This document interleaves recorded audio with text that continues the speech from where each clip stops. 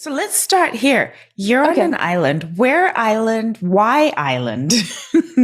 Environment has always been important to me. So I'm from New England, and I remember just being cold, forever cold as a kid. And I remember I was 15, I think I was only 15 years old. I wrote my dad a report.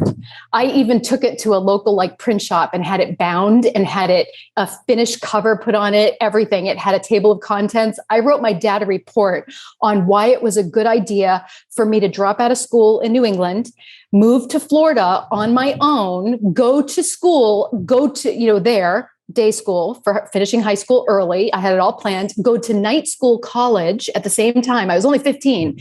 And, and I presented this report to him one day thinking, I got this in the bucket. I got this nailed. I'm good, golden. He'll let me do it. Right. And he just said, great job. And he walked away. We flipped through it, didn't even read it probably, but flipped through it, saw how professional it was. It was like, good job. I didn't get to go to Florida until I was 18. But you did make it happen. I made it happen. I knew. And what it was, I remember going on vacation once, getting off the plane, leaving New Hampshire, leaving Boston, go park the car and have a yard. I can still have the accent if I want to. And leaving with snow coming down and bundled up in a parka and boots and all these clothes and just freezing. And then getting off the plane a couple hours later and being hit by this wave of humidity and my hair going, into little curls, and I didn't care. And just it's like my skin opened up and I could breathe. So environment has always been so incredibly important to me, so much so that I moved, instead of going to New York and the publishing mecca, or to go to Broadway and write Broadway plays, or, and work in Broadway, or to go to LA, which is, talk about fast paced. I chose to go to Miami, go to school, but go further south into the islands of the Florida Keys. And I needed that in my life because even back then I was a doer. I lived from the neck up and I was go constantly. So that environment balanced the fact that I didn't live that low key life internally, at least not yet. That took, about 30 years to figure out.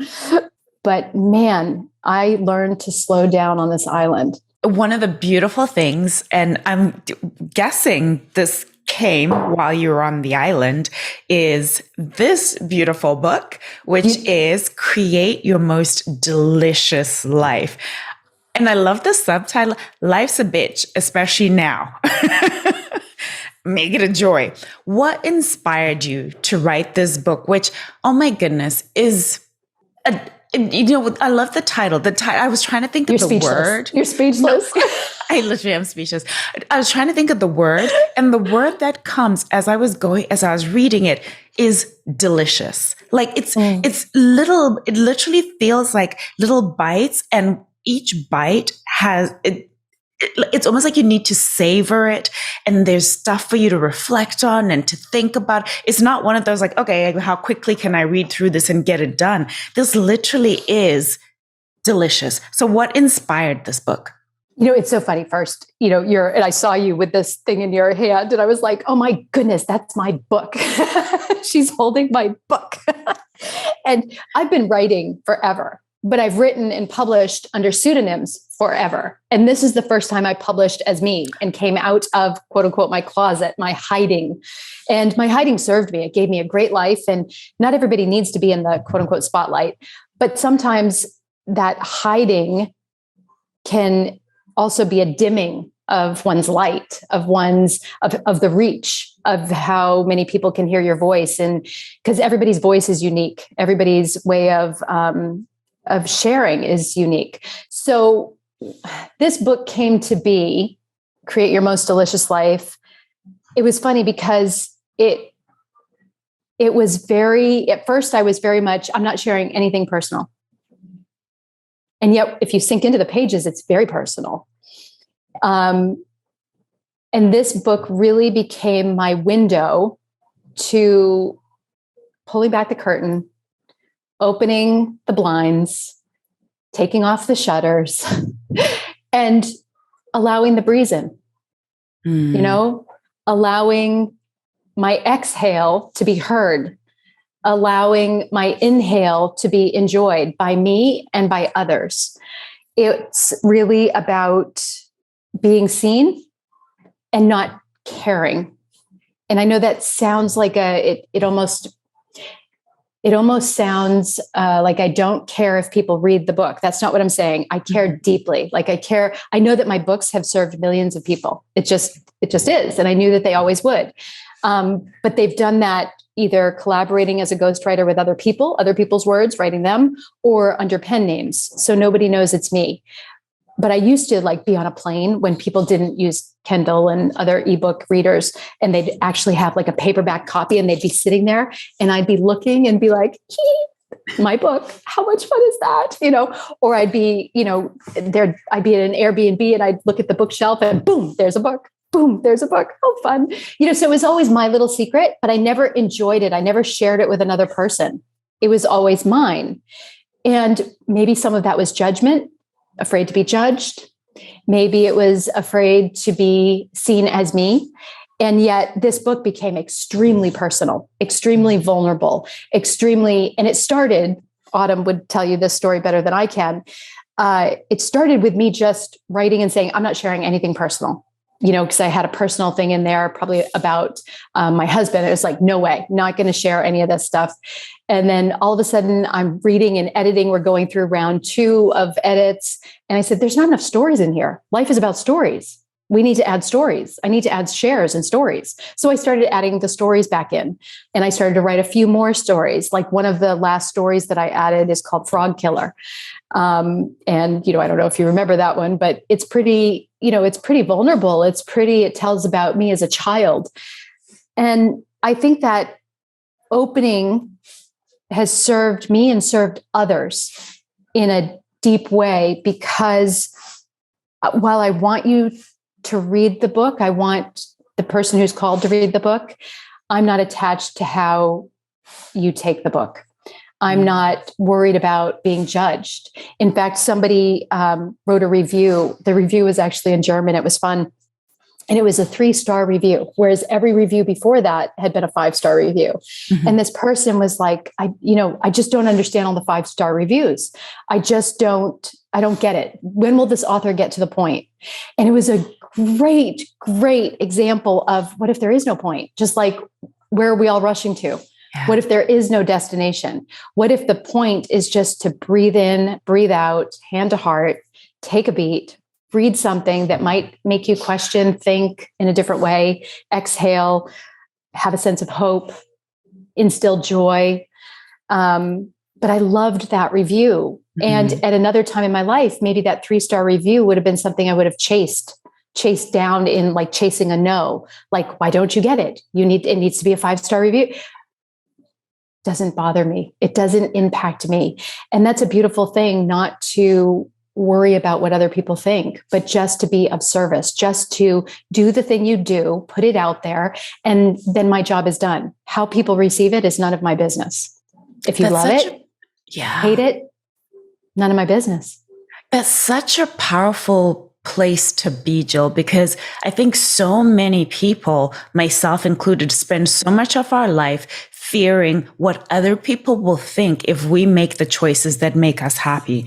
And so for so many of us, we're living these lives that really aren't our own, but they're the lives that we think other people want us to live. And so we have all of these people who are all living fake lives because they think other people, so it's this circle of how did you get to that place of, I'm going to be me. I'm going to live my version of a delicious life. And I don't care what anyone else thinks. Because I think that's a challenging thing for many of us to get to. I agree. I think it's the most peaceful place to live. I think hiding in plain sight as a ghostwriter served me. Whereas eventually when I realized, I need to step out, I need to be me, I need to publish as me, I started to make it bad. I started to make it negative that I had hidden. It's like we tend to do. It's like we take a personality test and we see, we're high in this or low in this, and we make it good or bad. We tend to judge ourselves. I tended to judge at first that I had hidden my career for 25 years. But then I realized, what if there's a different interpretation there? What if that was actually protecting, my little baby gift that I had of writing? What if that was the thing that allowed me to master my craft, because I never paid attention what anybody else said, because I didn't give them an opportunity to talk about it. So, but there's always a flip side too. I also didn't celebrate it with people. I didn't share with my dad. I didn't share with my family. Even my Frenchman of a husband, he had no clue. Like, he knew I wrote, but he didn't know, so I really limited myself on some levels, but I also empowered myself on some levels. So there's always this balance, and it's about not making it right or wrong, not looking at, well, if I had only known that, or, I should have done this. No, I did exactly what I was meant to do. And I've come out into my slice of the sunlight and written this book as me. And I have another one, Please Pass the Joy, is up to, and another one will be coming. The Journey of You is what we're working on now, which stands for joy, journey of you. Like, I think I found my joy in words. And I think for people to find true joy, it's about not caring what other people are going to say. That's the key, is when you care more about living your life for another person. Now, don't get me wrong, because I did this in other areas of my life. I was always trying to please the husband or please the father or please, somebody else, sometimes even like strangers, because I wanted to be liked. So I did it in other areas of my life. And that's what was the push-pull of me.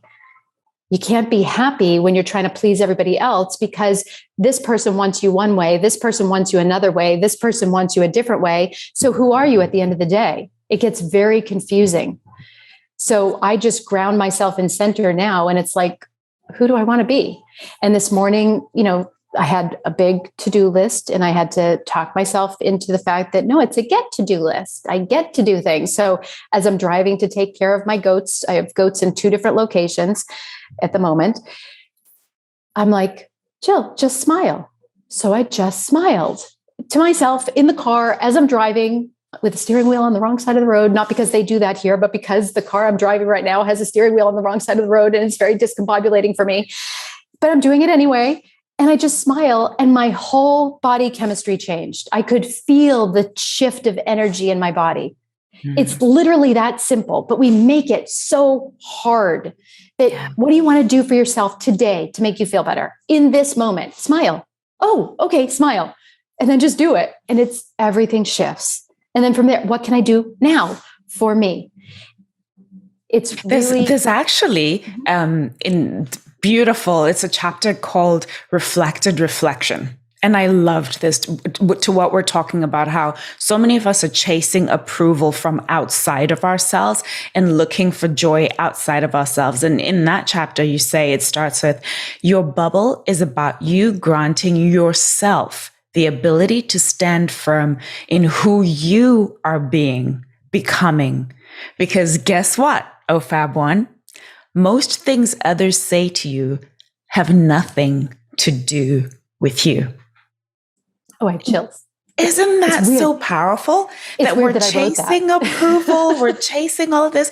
But the things that people say to us and the approval that we're seeking has nothing to do with us. It's about that person and their beliefs and oftentimes their limitations. So they're imposing their limitations, their disappointments, their perceived failures, because it really isn't failure, on you. And then we take that in. Absolutely. I always try to, inspire people I work with or coach or talk with. It's like, just imagine the person who's talking to you, speaking with you, coming at you, holding a mirror up between the two of you. And usually people are really talking to themselves or about themselves. But there's also the flip side of this. I remember conforming for the first years of my marriage to my husband, and, almost cleaving unto him. If you have read scripture in the past, so there's all these beliefs and all these things that were instilled in me as a child that I didn't quite understand, didn't quite fit, but I'm trying to please, I guess I'm supposed to do this. I guess I'm supposed to change for my husband. But you know what? At the end of the day, when I finally realized he didn't ask me to change. What, like, and he kept saying it to me, like, hello, I met you. I liked you for who you were. Happy, smiley person. You don't wear makeup. I liked you as you are, like, boom. And yet I'm trying to change to please him. I'm trying to be different. So he'll stay with me, not abandon me, keep me, love me. Like, all these stories come up when we're in relationships with other people, not just a marriage, even, your boss, your best friend, the neighbor across the street who, does something that annoys you every morning. It's a choice. Does it really have to annoy you? Do you really have to change for another? Are they really asking you to change? Or are you thinking that's what they want? My dad never asked me to change. I mean, yes, he did say, tone it down, Jill. I perceive that to mean kids are better seen, not heard. So I took my volume way down. That was my interpretation, my choice. I get to own it and take responsibility. Now, did my dad want me to tone it down? Sure. At times I could be loud and bubbly, but he didn't mean for me to dim my light completely. Did you always know, Jill? Did you always know that you were a writer? Was this something that just came naturally to you? Because I'm thinking about a 15-year-old writing a whole report to give to justify why she needs to. Like, were words always your power? No. I was a people pleaser. I was the underdog seeker. I would find the underdog when I was in grade school, and I would go help somebody, so that I didn't have to learn in school, so that I didn't have to focus on me. I was the perfectionist. We have a shared mentor, and he called me the mother hen of the group. And when he called me that, it was like, oh, no more is that me. Boom, done with that way of being. So no, to be honest with you or to share, I don't know that I really wrote this anywhere or have shared this, but I didn't read until I was 9. I didn't comprehend. I didn't really focus on learning. I was held back in first grade in the American system, but I think also half the class was, and the teacher was let go. So, which way was it? What happened exactly? We're not sure. But at the same time, I didn't value education. I valued finding and helping somebody around me. And I struggled. I was put in special ed when there was nothing special about it. There were some kids who were literally having, issues banging their heads against the wall. And those were the classrooms I was taken to when I was a little kid. And so I tried to help them and I wouldn't do my work. So, but something clicked for me. I think I picked up my first book when I was 11 and read it. And it was probably an inappropriate, semi-romance book that I saw laying around because I was bored and I thought I'd thumb through it. And it just, something captured me. The story captured me. And then I think when I was 13 or 14, I read Truman Capote's In Cold Blood, which, if you've ever read that book, it's just too graphic. And at 13? At 13, I lied to my dad. I'm not a good liar. My husband says, you have no poker face, Jill. You cannot lie, which I don't know. We can debate that later. But anyway, it was this horrific book, but I had 3 chapters left and it was time to go. And I'd stayed up all night reading this book, horrified, with a flashlight under the covers in my bedroom at my dad's, and just scared out of my skull, that the boogeyman was going to come at me. But I had to go to school and I couldn't. I couldn't go to school. I had to finish this book. So I became ill and I told my dad I was sick. And I stayed home to finish this book. And then all day long, I was, how could this writer do this to me? How could this writer, I just poured over, why would you want to leave me feeling this way? And it was awful, but it was great because it showed me the power of story. It showed me the power a book can have at impacting a life, changing a life, how words, how characters can live with us. I still remember that book. Oh my goodness. So I think I knew when I moved in with my dad when I was 11 years old, and I had my third teacher that year sat me at his desk and pointed to pen or pencil and paper and said, write me your story. Tell me your story. And he meant on paper. And I got to sit there and write my story. And it was the first time somebody just allowed me the space to not join a classroom or jump right into something. Just like I got to focus on telling something about me, and I didn't have to turn it in. It was just for me. And it was just this freeing moment of like, wow, the power of words, the power of story. And I just kind of developed from there, I think. From that moment, like, was it literally, did you have the aspiration like, oh, wow, I think I want to be a writer? Or was it just, oh, this is an assignment I got to do for this teacher? No, this was like cool. I got to sit at his desk as the new kid in the classroom while everybody looked at me and wondered, why is she at the teacher's desk? Why doesn't she have to do what everybody else is doing? Why isn't she paying attention to what the teacher is doing at the board? Who is she? And at lunch, everybody wanted to have lunch with me because they wanted to know why I was so special. So he like set me up to win. Whereas I'd been in 2 other classrooms that year. It was a year that I moved 3 times. And, sometimes you're at the top of the pile and you're in charge. And sometimes you're at the bottom and you're sucking wind at the end of the day and it's hard. And I'd had both of those experiences. And this was the 3rd school I was in with the new year in January. And this teacher just gave me this space to just breathe and not have to put on a way of being to be the tough girl, the new girl, I could just be me in that classroom and not have to worry about who I was with all these other students and all this other energy. I just kind of kept writing, but I was very artistic. I drew. I ended up in the photography studio and loved photography. But those were things I shared with other people. Mm-hmm. I shared my photography. I got feedback. People would say I was good at it, or I won an award in photography when I was 16, I think, and I stopped.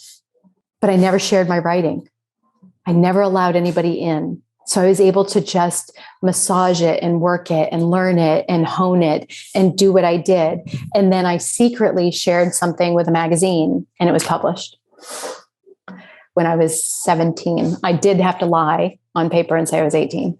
It was a fictional story and it was, it was a short story and, probably 3 pages in the magazine. But it started something, it sparked something in me, I think, but I didn't give it any weight. Like I always thought when I was successful, and this shows how much I didn't value myself at this time, I always thought it was a fluke. Mm-hmm. I always thought it was a mistake. And this stayed with me in business as I went on to do other things. Even I taught in the public school system at one point I lasted for 4.5 years, and then the bureaucracy drove me nuts. But I always thought it was a fluke, like that I was hired, that I was good enough to be a teacher. Like when I didn't know what I was like, who am I to stand in front of kids and teach them anything? Mm-hmm. So, and then when I started a tutoring business and it became very successful, I kept wondering, okay, will these parents stop calling? Will they stop booking? Like today will be the day they'll stop calling. So I get when people say they don't, believe in themselves, even though, so on one side, I'm very successful as this author, published author, but in real life, I have these insecurities and doubts, just like everybody else. And I think that's an important thing. Even successful people, they're not any different than you or I, or everybody puts their pants on the same way, one leg at a time. Everybody has moments, insecurities. And I think people tend to look up to and elevate people, put them on a pedestal, if you will. And we're all the same. We're all on a journey. Some people are just a few steps ahead, a few steps behind. Some people have a flashlight and can show you the way. But at the end of the day, it's what kind of life do you want to live for you? How delicious of a life do you want to live? Because it's your choice. Even if things suck right now. And for a lot of people, they suck. In Florida, there's a lot of suffering going on. But people can find moments of joy if they choose. What is it about? Because joy is such a huge theme, the title of the book and as you said, the series that's coming. What is it specifically about joy that made you want to make it such a focus of your writing in your very first published book as you? Right. It's very first. And I love how you're like displaying it. I should be on QVC. I know, right? There you go. I love it. So joy is, Joy is an intrinsic emotion. Joy, whereas happiness is circumstantial. Happiness, when something happens, we're happy. When something doesn't happen our way or how we expected it to, we're unhappy. Whereas joy just is. It just exists. It's kind of like love. Can you really define love? Is love the same for everybody? No. Your idea of love, my idea of love, it's different. We can't really even describe it or put it into words. It's just how we experience something, someone in life, whether it's a painting, a person, it's just a feeling we have. It's intrinsic. It just is. Same with joy. Joy, if you want to choose joy, you can wake up and choose joy. Nothing need happen for joy to exist in your life. It's that simple and that complex. That's profound. That is so profound, because we're taught, I think society teaches us that you'll be happy when, right? And so we have all these things that we're chasing. I'll be happy when I have the money. I'll be happy when I'm the perfect size, whatever jeans. I'll be happy when I have the partner. I'll be happy when, right? And so we live these lives where our happiness is deferred. And yet really what we're seeking is joy. And joy, as you said, which I love, is a choice.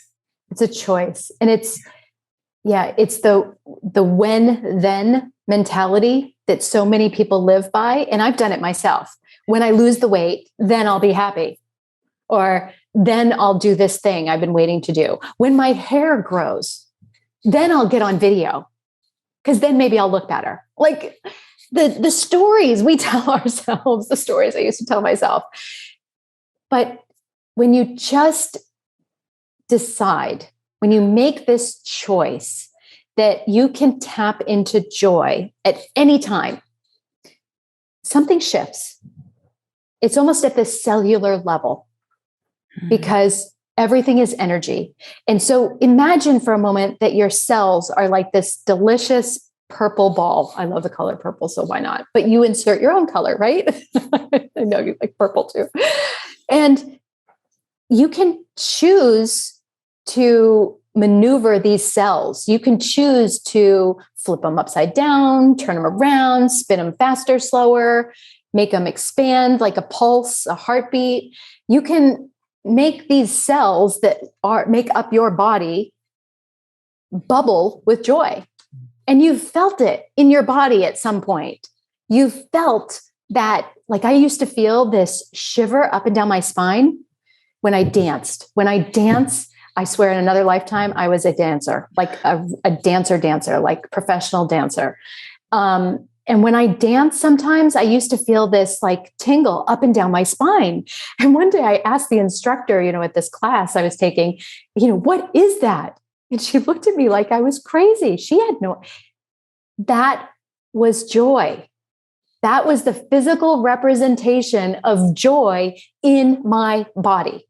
And I couldn't even identify it because I was so living once again from the neck up. So imagine if you could start to identify joy in your body. We have it. Like you said, joy is a choice, but joy requires you do nothing. Joy just is about being. Choose to be joyful. And then everything shifts from there. You can't be joyful and frustrated at the same time.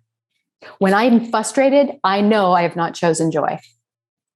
So then I get a new choice. Do I want to stay in frustration and be pissed off with the world, with my husband, with whatever, with the fact that I get a long get-to-do list today? Or do I want to choose joy and then focus? One thing is all I can do right now, and I choose to do it with joy. Jill, when you wrote this, did you intend for it to be an invitation to journal? Because there's so many kind of prompts throughout the book where it's like, oh, I really need to pull out my journal and write. Was that part of what you wanted to encourage people to do? And is journaling something that you do a lot of? When I write, I am literally the conduit. Like I've always known it was a gift. I've always known that the words flow through me. I don't own them. I can't claim them. All I can do is master the craft of them. And I do that by writing every single day. I start my day, even now with the crazy going on with the new house and all the goats and everything in life that has just been a little bit crazy. I write every day. 2,500 words starts my day. So even before like the sun comes up, the baby goats start buying for their milk, anything, people start calling, people need me, whatever, I have won the day because I have done what matters to me. I have fed my soul first, and I have honored the gift that I've been given. So many times we're given a gift and we don't honor it. And I really believe that if you don't honor the gift, if you don't massage the gift, if you don't work the gift, if you don't respect the gift, even if you're not grateful for the gift and therefore share the gift, use the gift, receive the gift, you'll lose it. Eventually, you'll either be given more of the gift, you'll be given more opportunity, you'll be given more opportunity to grow the gift. But eventually that gift, if you don't use it, the only way to get through, sometimes to a hard skull, is to have it taken back. And I see this happen for so many people. And it's not a scary thing. It's just a like, wake up, start acknowledging your gift today, just for 5 minutes. Use your gift. What's your gift? Making people smile? That's a gift. Oh my gosh, people need to smile. They need people who will make them smile. Use your gift. And then your gift will grow and it'll become something more. It will expand into different ways to make people smile. Maybe by speaking on stage. Who the heck knows? That can make people smile. So we tend to want the big bang first. And it's really about the small thing you do right now. I write 2,500 words in the morning. That's small. I mean, it might seem big to some people, but it could be 100 words. Who cares? It impacts nobody, but yet it impacts everybody because I'm doing what I'm called to do. I am working my gift. I am honing my gift, mastering my gift. And I think in writing this book, I never have any intention of the outcome. I never know how things are going to end. Every time I've tried to like write a novel where I know where it's going to go, the characters are talking and they're like, yeah, I don't think so. My husband looks at me sometimes. He usually leaves like the island or the location when I'm writing a fiction novel because it becomes a little bit chaotic because I'll be typing. I really need to go to the restroom, typing.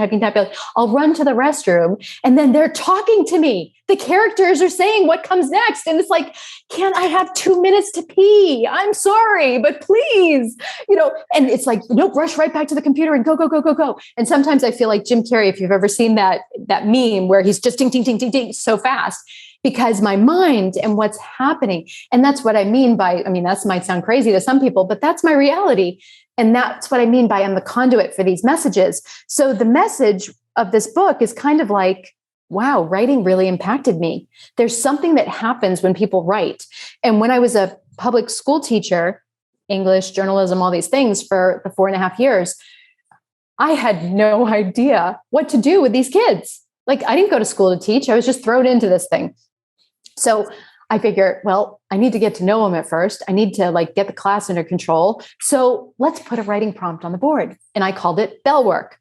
So these kids learned, you come in, you see a prompt on the board. It could be as simple as describe a tree, or it could be as profound as who are you today? Okay. And they'd have to write 1 page, double spaced. They have 10 minutes of the class. I got to take roll. I got to breathe. I got to, prepare like, what the heck am I doing today? I got space by giving them this assignment. At first it was, Miss Stevens, really 1 page and all these things. And then pretty soon they were coming into the classroom before the bell to the class even started. And they were sitting down, paper out, writing. And I tell you, these kids would come back to me years later and say, oh my gosh, Miss Stevens, thank you so much. That was such a gift. You teaching me to write because now I can sit and write about anything at a job. If I need to write a letter, like it's not hard. And I do it in myself. I actually have a journal Miss Stevens, you said I would have a journal one day. I have a journal and I write for myself. So I think there's something so powerful and profound about writing, because it opens, and physical writing with hand, pen, because it opens neural pathways. It, like a lot of neural pathways compared to typing on a keyboard. Yeah. But any way we can write is a good thing. And yes, this book became really a prompt about writing your own delicious story, because I can't tell you what your delicious story is. I mean, to go back to that 3-star review, she was like, just tell me how to live a delicious life already. Like literally that's and it's like, oh my gosh. So here's how to live a delicious life. Are you ready? This is good. Move to an island, renovate a cottage for 4 years and live in dust, rescue baby goats.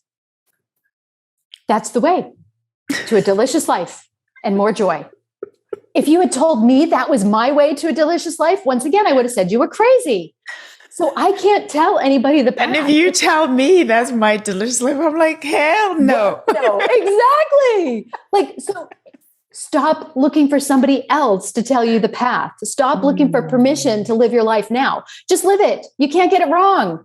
You can't do it wrong. You can't get it wrong. You can't mess it up. There's no failing at this thing unless you say you failed. And believe me, I wasted so many years of my life, but it's really not wasted because I learned from it, grew from it, believing I had failed, that I was such a failure. No, it's just another opportunity comes. You learn, but we're taught in society. So stop listening to society. Start listening to yourself. Start listening to what you want. And actually, because of all the purple pen practices, say that 3 times really, really fast, in this book, I actually am about to release soon as it's on my list, my get to do list, write your most delicious life.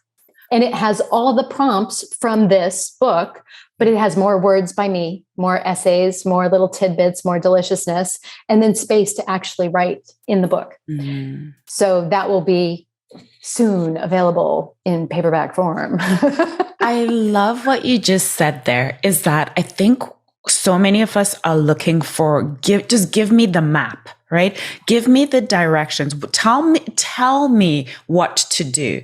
And it's like we don't trust ourselves to know what's right for us, because it's one of the things that I've, as a coach, as a mentor, that I feel like people come to me and they're like, tell me. And I'm like, no, my job is not to tell you. And that's what I really felt as I went through, this is how it's not here's the steps. It's here's what worked for me. Here are some ideas to get your thought process going. But this is an opportunity for you to find for yourself. And you said something so powerful that I wish we would take more to heart. There is no failure. And there is no wrong choice. Because I think that the reason we end up paralyzed is because we think, what if I make the wrong choice?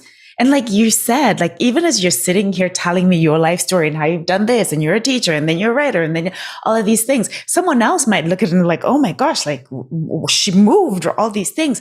And even when you think about what we say to kids, what do you want to be when you grow up? As if there's only one thing. One of the worst things we could say to a kid or ask a kid. It's instead, who do you want to be? Mm-hmm. Who do you want to be? Ask your kids that. Who do you want to be? You want to be happy, joyful? Who do you want to be? Do you want to be of service? Do you want to be helpful? Who do you want to be? Do you want to be responsible, or do you want to blame? And here's the thing with wanting permission. It goes even deeper. Wanting somebody to tell you, how do I do it? Just give me the steps already. Damn it. That used to be me. I so get it. I can still feel that in my body. That frustrated, just like wanting to wring somebody's neck and just tell me how to do it. So if you're there, I still feel that place. I still understand. But you know what it is? At the end of the day, if somebody gives us the steps, if somebody tells us how to do something, we don't have to take personal responsibility when it doesn't go right. We get to blame somebody else. We get to pass the buck, throw the ball back, because it wasn't what we might have done if we had only known better. Like, no, drop the excuses, drop the, this is the tough love moment of joy. Drop this looking outside yourself. all the answers, and I know this sounds cliche, but all the answers are really already with you. It's almost like, imagine you have this book, this amazing book that glows. To me, it glows purple, but pick your own color. This amazing book above your head. And it's not about to whack you upside the head ever, but it's just like hovering above your head, and it's open. And it's like this big tomb of all the knowledge through all of time. And at any moment, you can get quiet, breathe in, breathe out, and tap into this book and flip a page magically with your little fingers or just with your energy, and just call into, what do I need to do in this moment? What is most important in this moment? What will help me? What will benefit me? Why am I still doing the same thing over and over? Well, the why question doesn't really serve you because it leads to more whys. So start asking yourself these questions. And if it helps to ask this book above your head twirling about for you, then do that. But when you ask somebody else outside you what to do, they're going to give you an answer that's good for them. But here's the thing. We only show people outside ourselves half or less of ourselves in our story. So you're always going to get advice from everybody, not based on the whole you, but based on a piece of you that you show that person. So it's never going to work fully. It's never going to be 100% accurate or true, or necessarily bring you joy or peace or whatever it is you're seeking. Only you know you. That is so good.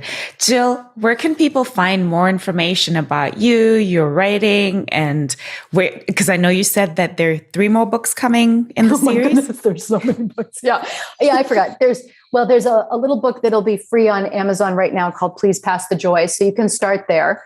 And, that book is just a very short read. You can have a cup of tea, and before the cup of tea gets cold, you can be done with it. So it's just kind of like a taste testing, if you will. So if you like what I have to say, you like my style, then you can get the bigger book, the Create Your Most Delicious Life. Life's a bitch, especially now, make it a joy. And that's all of them are available on Amazon. You can also go to my website, jillrstevens.com, and you can kind of find the spider web of creations from there. And if you're interested in writing, I really do love to help people with writing. So you can always find me on Facebook, helping people with writing. I have a group, Write Your Book Already with Jill. So you can ask to get in there and join me, because I really, truly believe that everybody has a story. And I think we learn best through story. And when you share your story, something magical happens for you and for the person who reads it or watches it or hears it. So it doesn't always have to be in written form, but sharing yourself is a magical thing. And I think if you're a hider, it's time to choose a different way, because hiding only allows for so much joy. If you want to receive more in your life, you can't hide. So do you see yourself continuing to write under pseudonyms, or is everything now that you're going to write going to be Jill R. Stevens? Well, there's a whole bunch of goat books coming, children's books are, because why not? I've got 14 rescue goats. I moved to a different house, because I needed more land, more space, which, I'm putting up all this fencing and making little goat houses that became like little houses because of these goats, and starting a foundation because of these goats. And it's a great thing that I wrote this book and came out, if you will, of the closet, because now all of a sudden I realize I'm on a hill. People can see what I'm doing. People are talking about me. People are judging me, this crazy woman who's supporting goats. And, and I don't care. But the old me would have been like, oh, people are talking about me. Like they're whispering about me. Like, what do they say? Oh my goodness, it would have bothered me. Now it's like, talk away. Yep, I'm rescuing goats. Oh, well, they have a great life. Organic goats. Do not put the salt and pepper away. You're not eating my goats. These are my babies for life, forever homes. So I don't know if I answered your question, but yes. Tell your story, live in joy, decide that you want a delicious life. That's the first step. And then from there, it all will unfold. It's just deciding. It's deciding and telling a new story. You know what I loved is that the publisher of this great book is Joyful Goat Publishing. Yeah, my publishing company, which is so funny. And then I have another publishing company called Purple Pen Publishing, because why not? So, and I have somebody asking me to do merchandise in Purple Pen. That's what you asked me. Will there be more books as a pseudonym? Yes, just because I'm contractually obligated and because I have more things to write. But I'll be writing this series in my name, maybe another series, who knows? And the children's books probably, in a Jill Joy or just Jill for, with jazz hands for kids, but they'll all be linked and you'll be able to find them. I'm not really ghostwriting anymore. I kind of gave up that part of my career and if an amazing project ever came with an amazing person, I would always consider it because I'm never closed to any opportunity. But again, I can't do it all. And I've learned that, I don't need to spin all the plates. I need to do what I do best with focused energy, with joyful energy. Everything I do from a place of joy. Jill, it's always I always come away from anytime I see you, hear you, interact with you, feeling more joyful. And I'd love to ask you to finish this one sentence for me. I am joy. You are joy. Thank you for spending this time with me. Thank you for the gift of the words that you so deliciously put in this book. I found myself as I've been going through it. And this is what I love too. Last comment about the book is that it's not a book that, well, at least, I don't know if this is how you designed it or not, but it's sometimes I feel like, there are books where you have to read them from page 1 to page 100, Yeah. This literally some days I will just flip open and whatever comes, I'm like, that's what I was meant to get. And I will always, it's literally sometimes like, how did this happen? Freaky Friday. Because it's always something I needed to hear. Always. And yes, when you're aligned, when you're in flow, when you're in joy, that's those kinds of, people would call them coincidences, that synchronicity, that becomes your norm. That's you tapping into you. That's tapping into knowing you. That's honoring that big book above your head that knows all the things, which is really you. So that's beautiful. Thank you for sharing that. I know you have lots of little baby ghosts to go care for. So yes. I want to say thank you, my beautiful friend, for spending this time with me. Thank you for this gift. It truly was a gift. Thank you for this gift. Truly is a gift. And I so look forward to what comes next for you. Thank you. I appreciate you greatly.